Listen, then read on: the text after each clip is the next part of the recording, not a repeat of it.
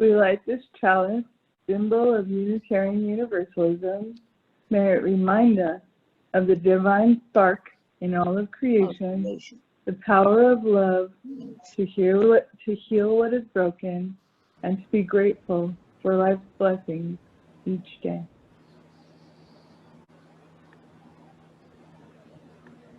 And the Black Lives Matter candle.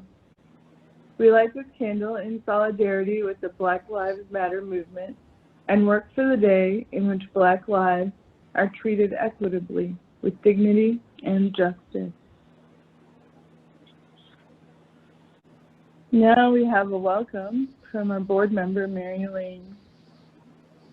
Thank you, Mary. Thank you. Good morning, everyone, and welcome all to First Unitarian Church of Oakland. We are an intentionally multi-generational, multiracial, multicultural, inclusive, and anti-oppressive religious community. And you are welcome here. I'm Mary Lane, as Pastor Theresa said. I'm here with Pastor Theresa Soto, Reverend Kristina Spaude, and Stefan Schneider. So as Reverend Pastor Theresa said, we are about to start recording a session. So if you don't want to be on the recording, keep your camera turned off. There will be time to see each other, and we'll let you know when it's time to turn our cameras back on. Thank you. Pastor Theresa? Thank you so much. And just now, we'll have a song. Hello, everybody. So we're going to sing There Is More Love Somewhere. So please make sure you're muted so we don't get all the interference. And so let's take a deep breath and let's all sing. There is more love somewhere. There is more love somewhere.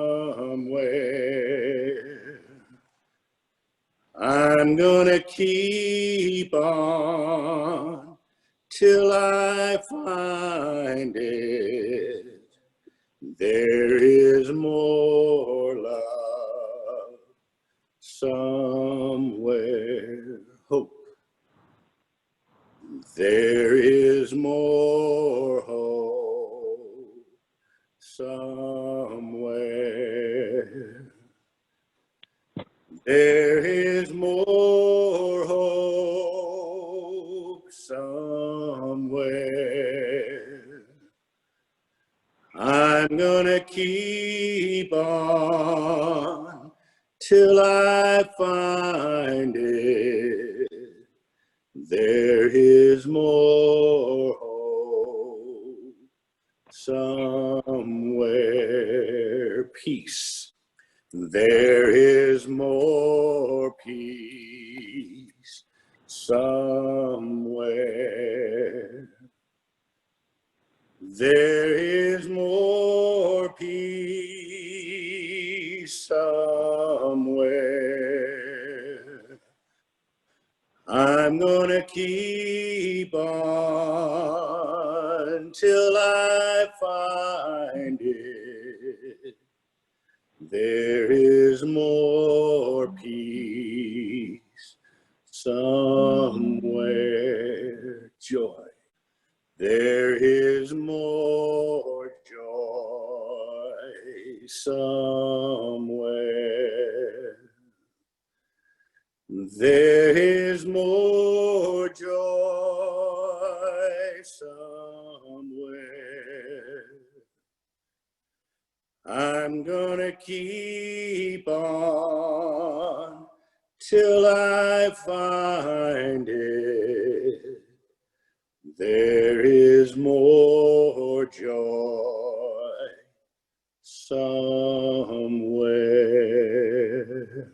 And for anyone who hasn't heard that song before, it's saying somewhere because it's specifically from the liberation tradition of the African American slave trade.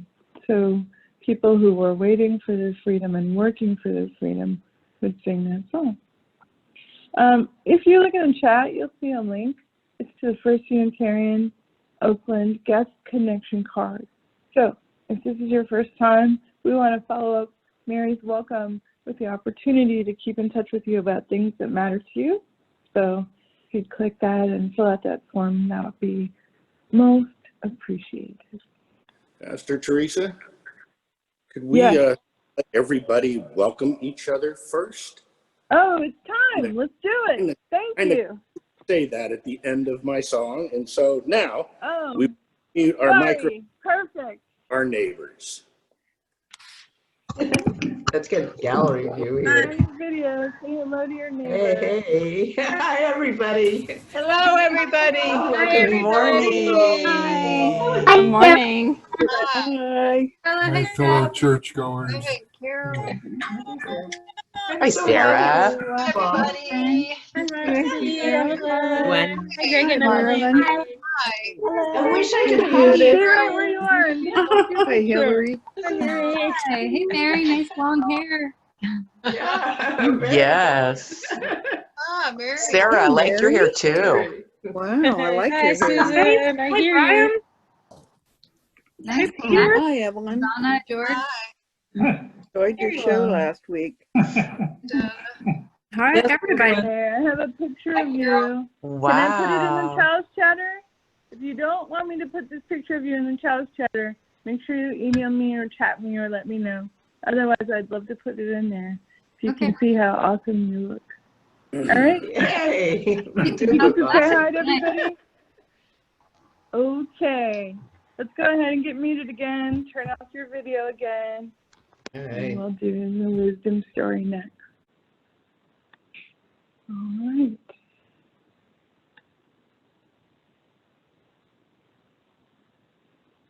And so we have a video to show you for this part. It's a quick one. We'll spend more time talking about it. Hey, I'm your Korean dad. What is this? What does that mean? Oh, you mean this? Actually, a lot of people have had the same question. This is a thing kind of popular in Korea. It's called finger heart. You can do two, John. There's also hand heart. And when someone's far away, you can even do arm hearts. Whichever one of those it is, it means I love you. Did you try those? You might not be able to try them. If you don't, you want to remember what Nick did, or you want to think about it. So, for example, you might adapt a love wink. But there's also a finger heart. Let me see your finger heart. You can turn on your video and show me. Are you ready? Show me your finger heart. What about your hand heart? Your hand heart. What about your arm heart? You know why we need those? You know why we need those, right? Because we're on Zoom. So you need your finger hearts to show people on Zoom your love for them, right? You can use your hand heart. You can use your arm heart. But there's another layer, right? It is that today we're going to talk about broken hearts.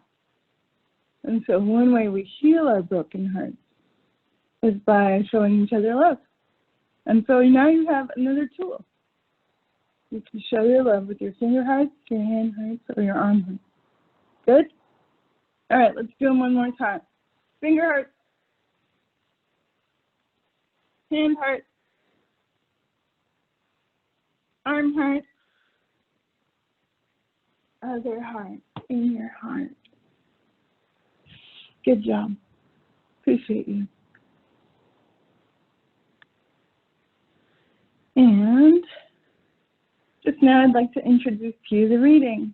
Today we have with us the Reverend Kristina Spaude, and she's the minister at the Unitarian Universalist Church of Tarpon Springs. It's on the west coast of Tampa. So, she has a reading for us from Jan Richardson. Jan Richardson is a white ordained United Methodist minister who lives in Florida. The Chicago Tribune describes her work as breathtaking. Richardson has attracted an international audience drawn to the spaces of welcome, imagination, and solace. So this is Blessings for the Brokenhearted with Reverend Kristina Spaude.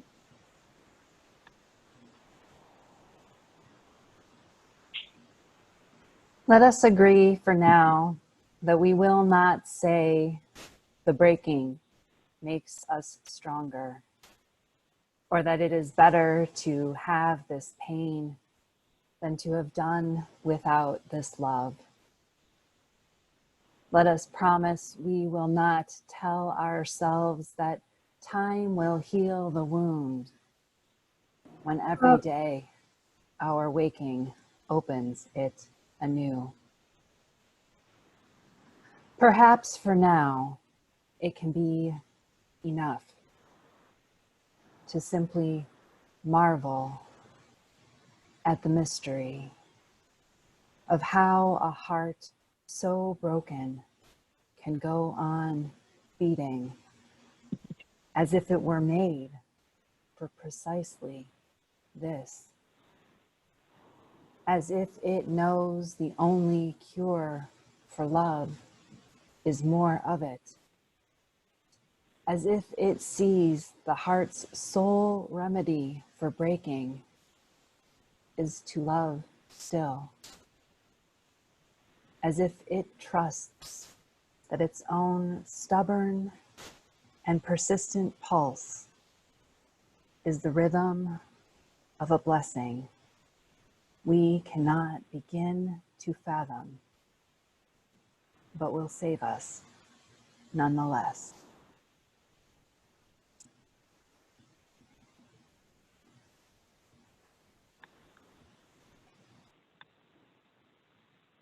Thank you. Now we have Dear Hope by Susan Kiter. Thank you, Susan.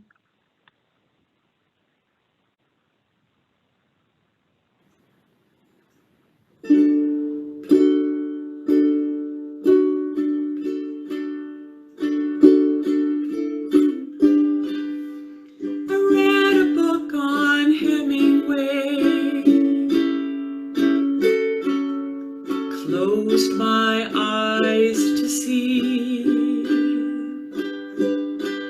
the man himself appeared to say, to write is just to bleed. So I will write it down, all the jagged edges, the ugliness I've seen, until I change the truth, rearrange the letters for beauty underneath.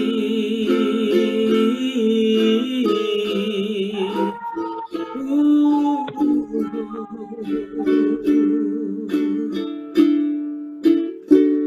Dear Hope, if you can hear me, don't go.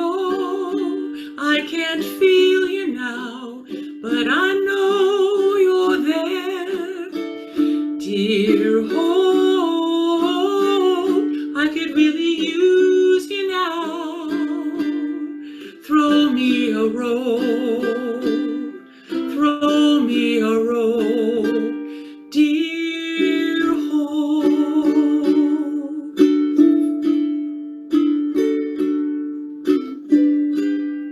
I can't seem to shake it yet, feeling that things may never change.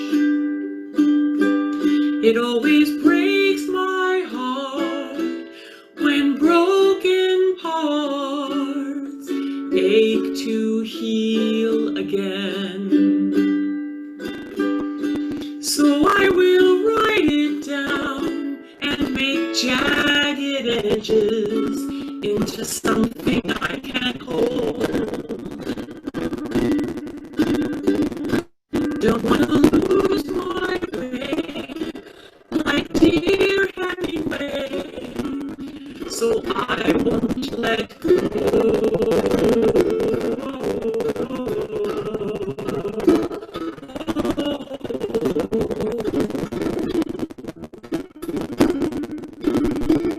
Dear Hope, if you hear me, don't go. I can't feel you now, but I know you're there. Dear hope, I could really use you now. Throw me a rope, throw me a rope, throw me a rope, throw me a rope.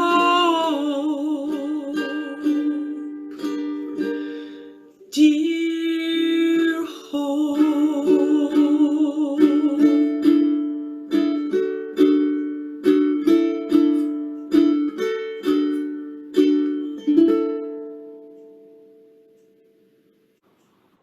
Thank you so much. Let's go ahead and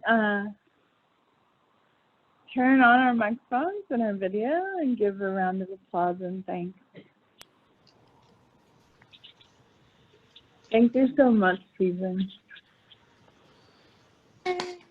Thank you, Susan. That was amazing. Thank you, Susan. Now we've come to the time in our service when we share what's on our hearts. So if you turn on your video and turn on your microphone, in a moment I'll be able to ask you for the things you're holding in care. We think of people struggling with health challenges, including Gogi Hodder, including Karen Rana, including others. We know that our compassion can go to them as strength. So as we think of them now, send them that love in your heart. Now, we'll move into a time of centering for pastoral prayer. All these things you mentioned, we hold them in care as a community. And we have these words of blessing. Love is in a state of perfect caring. It's an active noun, like struggle.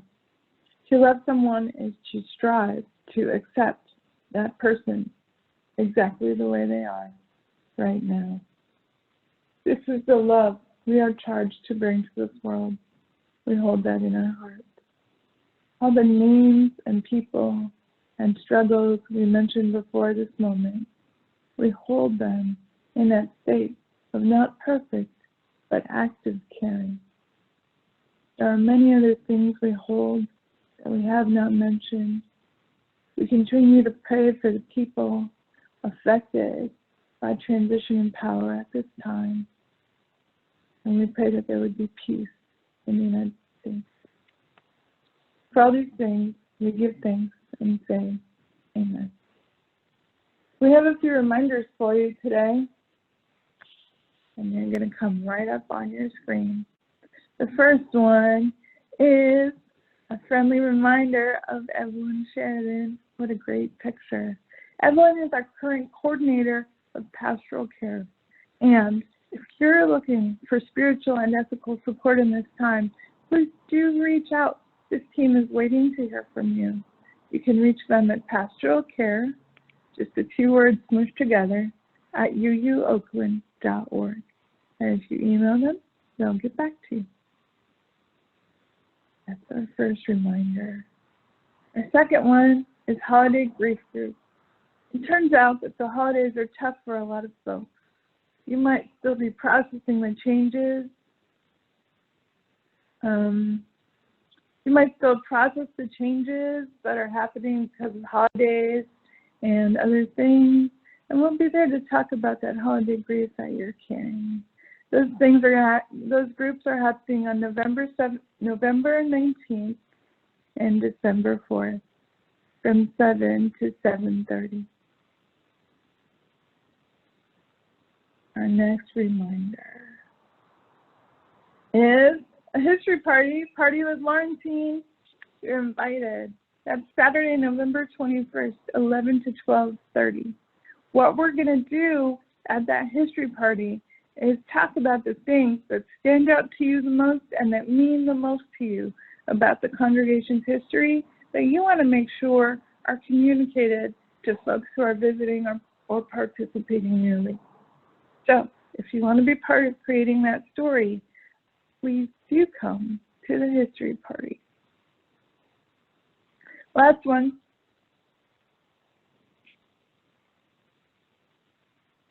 It's Christmas Chapel Workshop. Friday, November 20th from 7 to 7:30. Christmas Chapel will be happening December 11th to 22nd. It's 20 minutes or less on one Christmas idea. And that means since there's 12 days of Christmas, we're looking for 12 people to do Christmas Chapel. I hope that you're one of them. There's going to be all kinds of support for creating your Christmas Chapel, and we'll be able to do that together. So if you have an idea that you want to share about this season, please do get on that list.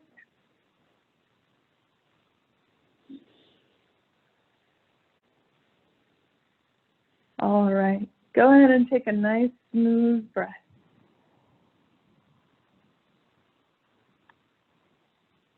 Today, as we explore what it takes to heal a broken heart, we know there's a crack in everything.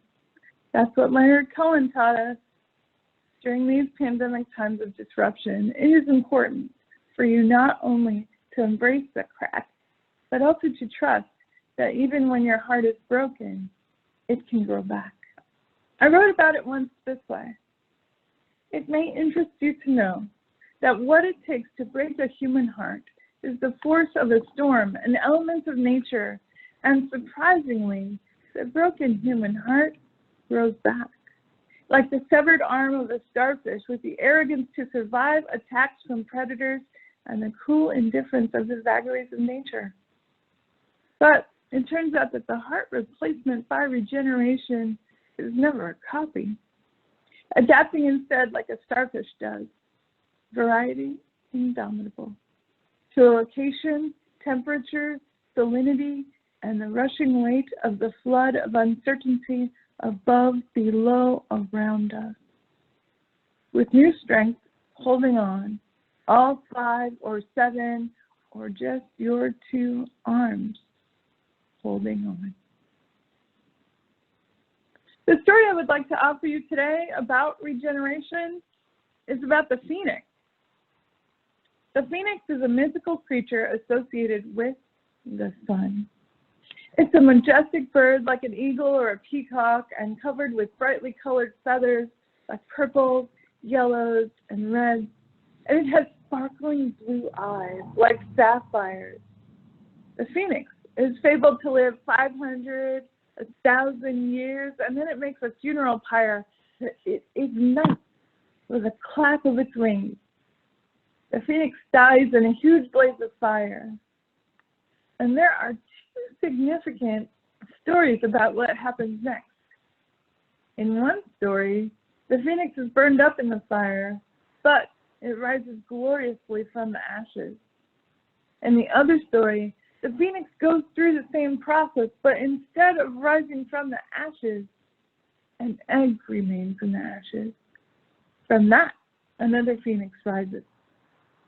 Either way, the legend reveals a story of regeneration, of growing back after significant tragedy. While in many ways, the pandemic we are currently experiencing is more of a chronic grief than an acute one, it matters for us to talk about how you can tend to your grief and that of those around you, as well as be able to imagine and engage with the future after this time of loss, change, and transition. How do we harness the power of regeneration to tend to our hearts when they break? One important thing to remember about the experience of a broken heart is that to the part of our physical bodies, our brains, that processes pain, the difference between emotional pain and physical pain isn't that much.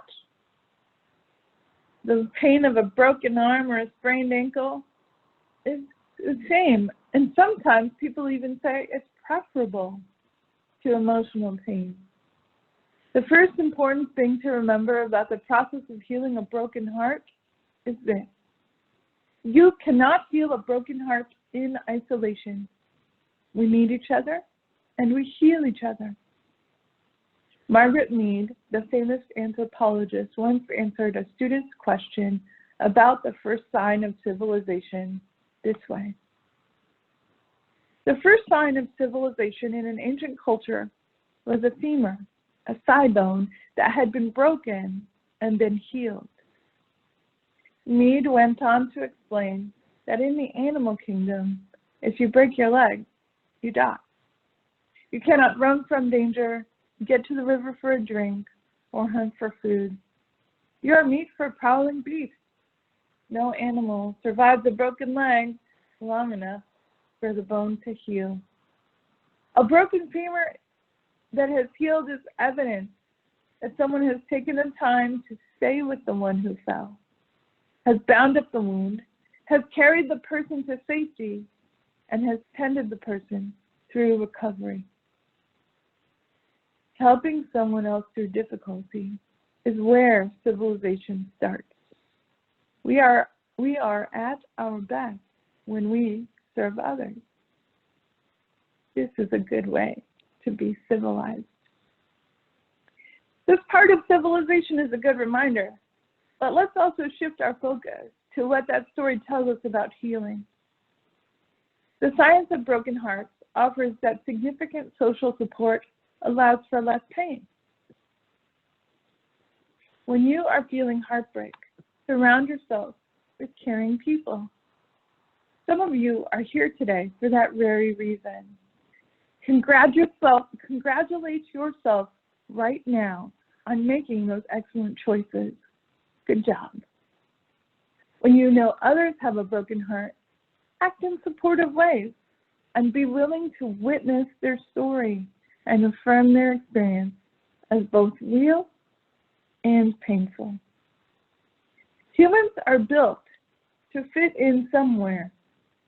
As you can offer the people the experience of belonging with you and in your community, you make that opportunity for social support and healing. You will need to both give and receive support in your community. The support of a community is essential, but the other tool necessary is this. And it's a crucial tool. You must decide and act to let go. Heartbreak will remind you of all the good parts of what you have lost, but heartbreak will forget to remind you of the hard parts. As we move through this pandemic, it's easy for us to remember the good old days, and they were good. But one way to manage the grief of this disruption is for us to commit to letting go of idealizing the good old days. This is difficult when you don't actually have certainty of what is going to happen next. Are you keeping your heart in suspended animation? Waiting for things to go back the way they were before you connect with your joy, your hope, and your power? In the way that Unitarian Universalism offers us perspective on multiple things happening at once, on using a framework of both and. Grief is real. Loss is real. And I am not telling you you are wrong when you grieve. In fact, you are right when you do. Dr. William Scheel, a white rheumatologist, offers that grief is the normal process of reacting to a loss. And that is the case with pandemic grief as well. Healing your grief, having it witnessed, learning its truth may be your current task. And multiple things can be true at once. For some of you, it is the uncertainty of this time that is causing you pain and discomfort. But healing is calling to you. Your heart is asking for you to tend it and to emerge in your next regeneration. This is where the letting go comes in. Without letting go of the pain, you leave no room for what comes next, and especially not for healing. White professor of medicine and mindfulness, expert John Kabat-Zinn tells a story of how farmers in India would catch monkeys that were destroying their crops. Because they practiced compassion, shooting or killing the monkeys was not an option. They had to find a way to capture monkeys and returned them to the jungle. After observing the monkeys, one farmer found a way.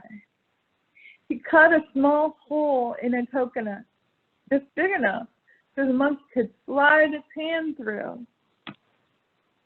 He put a banana inside the coconut and then tied it to the side of a tree.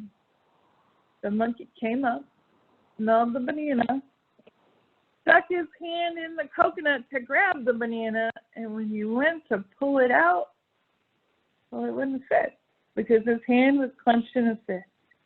It couldn't come out of the small hole. And because the monkey refused to let go of the banana, the farmer was able to capture it. Your heart is strong enough to let go. In a season of disruption like the one we are in, certainty about what comes next can be hard to come by. Rather than certainty, a healthy goal is clarity. White technologist Scott Barstow describes the differences between the two this way. Clarity is when you have enough information to make an informed, best possible decision. And then you make the decision and go. Let's be clear. One common approach to heartbreaking grief is to ignore the problem. This might be right for you, but letting time pass is not actually a tool for healing. Dr. Antonio Pasquale shares that the specifics of what hurts really matter. He says that if you want to get past feeling upset, then you have to take the time to focus on your feelings and figure out what hurts the most. What do you most deeply need to respond to that pain? Unitarian Universalist communities are feeling lots of needs right now. Just as I invite you to embrace your own needs, I invite you to consider the needs of your community and take solace, embracing the healing power that clarity over certainty can provide. Pasquale goes on to say that one of the reasons that people have trouble finishing the grief process is because there are so many undeclared losses. Clarity then is for us to use healing, especially healing listening, to help each other both mourn and heal. Listening allows for people to be heard. And when we listen to one another, we are healed because of that witness.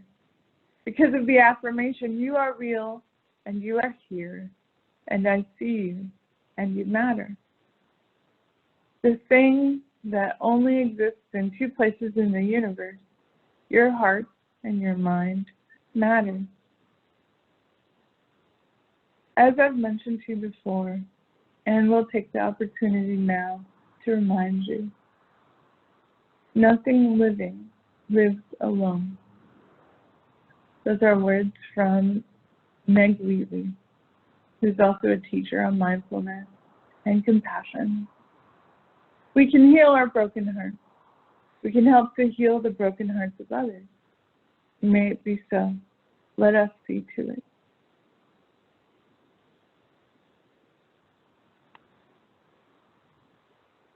Right now, I would love for you to turn on your video and turn on your microphone and be ready.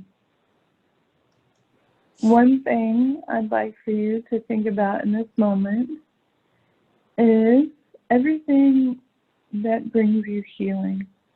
What's one thing that you have done or that someone else has done that has helped you heal?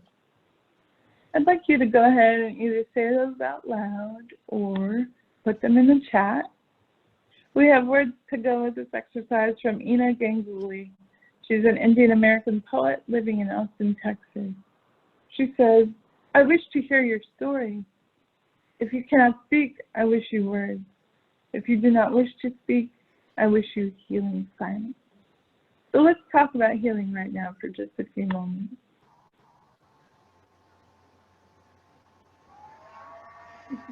If you have something you'd like to share, you can put yes in the chat, or you can go ahead and start saying it. I have at least one in the chat. I'm going to find it and read it to you. I'm grateful for people that come visit me and offer me compassion. Visitors and folks who share compassion. Thank you, Mercy. Linda says someone listened to her sadness. That was healing.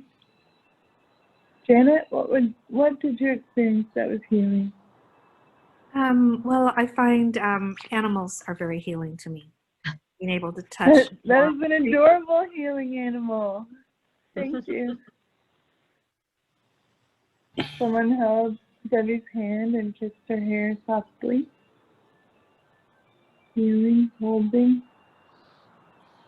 I'm Keeping also contact with lots of people on Zoom. Greg and Emily. Claudine, grateful for being acknowledged and believed, even when, or maybe especially, there's somewhat profound lack of understanding. I'm with Janet on animals, and poetry is always something that helps me. Last night my partner did a sound bath for me, and that was very healing. A healing sound bath. Walking in nature with her dog helps her feel sadness and joy. From Susan. Tamara and Tom, music and laughing with friends. Evelyn Sheridan, yes, grateful for sound and also yes to sound bath. Carol, daily meditation outside in warm winter sunshine. Marilyn, finds healing with sunshine. Matt, finds healing with running. And Judith, healing. Judith welcomes phone calls where she can't have visitors. So she called someone who needed support, and it felt good to her. Thank you, Judith. Evelyn mentions watching Saturday Night Live can be healing. Tai Chi can be healing. Neighbors helping can be healing. Sharing a good meal together or being on Zoom together. From Jody, having an outdoor space to meet safely and having many communities to meet with online. Being fun too. Good deep sleep is healing. You all have so many wonderful ideas. I hope you're doing many of them. I hope you're getting some ideas of things you haven't tried lately that would be interesting to you. There's a couple more, let's see. Helping someone find a resource, use fur babies, Natalie. Singing to herself, old songs from childhood, Peter, Paul, and Mary, for example. With you on Saturday Night Live, especially reruns of the old 70s shows from Hester. Thank you, Hester. Working together in our garden, Tamara and Tom. Finishing a task, Evelyn Sheridan. Being here with all of us, Mary Lee. Thank you, friends. It's really important for you to keep your healing practices present. And I really appreciate everyone who shared one today. And we'll have more chances to share like that in the future.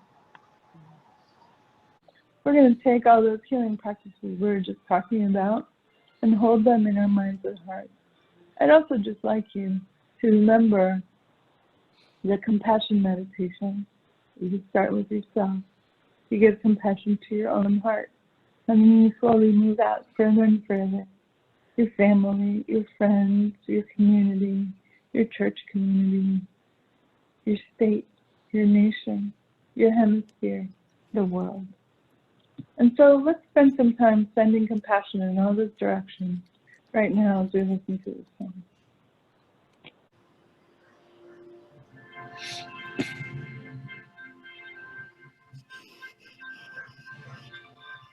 Loosen, loosen, baby. You don't have to carry the weight of the world in your muscles and bones. Let go, let go, let go. Loosen, loosen, baby. You don't have to carry the weight bones. Let go, let go, let go. Holy breath and holy name. Will you ease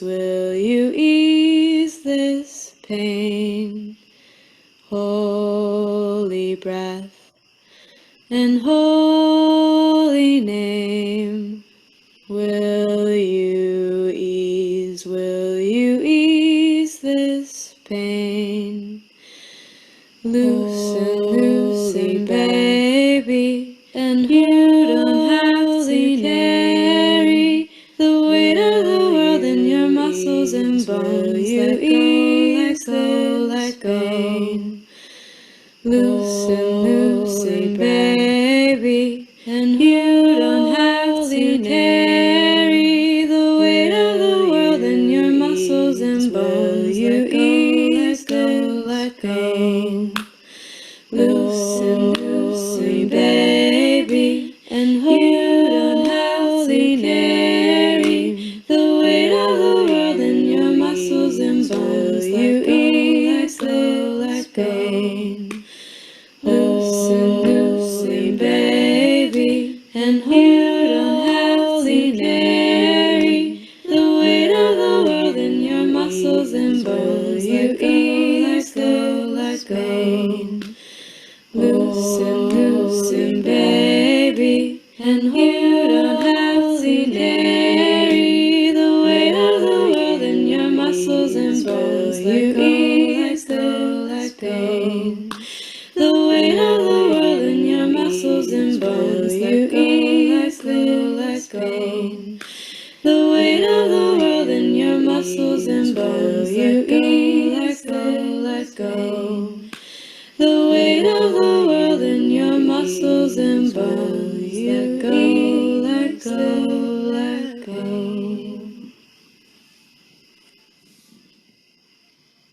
Thank you for joining me in that meditation.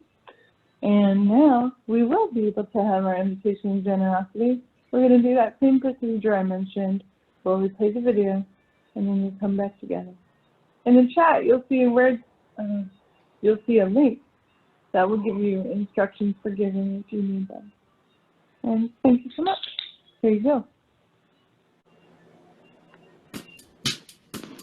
According to research by So-Young Park, generous decisions engage the temporoparietal junction. Importantly, striatal activity during generous decisions is directly related to changes in happiness. Generous giving makes you happy, and brain science people proved it. We invite you to stimulate connectivity between your temporoparietal junction and your ventral striatum, thereby increasing neurotransmitter levels associated with happiness. Give generously. It will make us all happy. We promise. If you need instructions on how to give, the link will appear in the chat. Thank you for your generosity and your participation.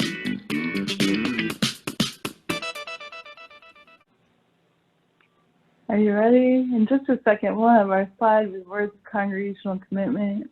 Please say them in your spot. For the work of the church, which is weaving a tapestry of love we call community, we dedicate ourselves and these our offerings. Thank you for your generosity.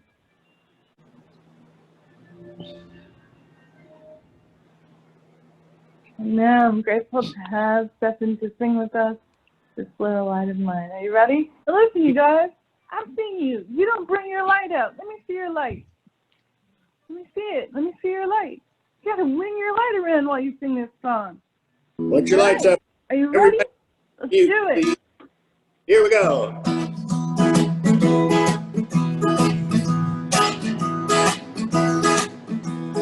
This little light of mine, I'm gonna let it shine. Well, this little light of mine, I'm gonna let it shine. This little light of mine, I'm gonna let it shine, let it shine, let it shine, let it shine all around the world, all around the world. I'm gonna let it shine all around the world. I'm gonna let it shine all around the world. I'm gonna let it shine, let it shine, let it shine, let it shine everywhere I go, everywhere I go. I'm gonna let it shine, yes, everywhere I go. I'm gonna let it shine everywhere I go. I'm gonna let it shine, let it shine, let it shine, let it shine. Let's sing this little light of mine. Well, this little light of mine, I'm gonna let it shine. Well, this little light of mine, I'm gonna let it shine. This little light of mine, I'm gonna let it shine, let it shine, let it shine, let it shine.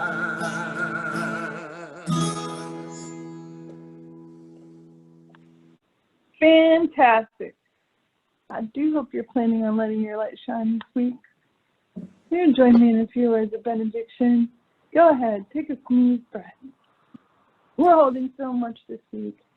As a community, we lift our hearts to the sharing that we represent.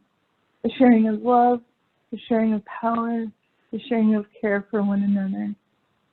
We do have some uncertainty, but we can be certain that we care and that we can help each other. These words are from Theodore Geisel, also known as Dr. Seuss, his poem called Number One.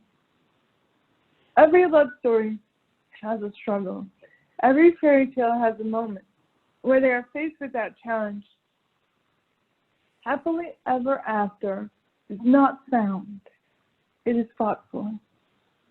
It is having the love that never gives up and always tries. Thank you for joining us this week.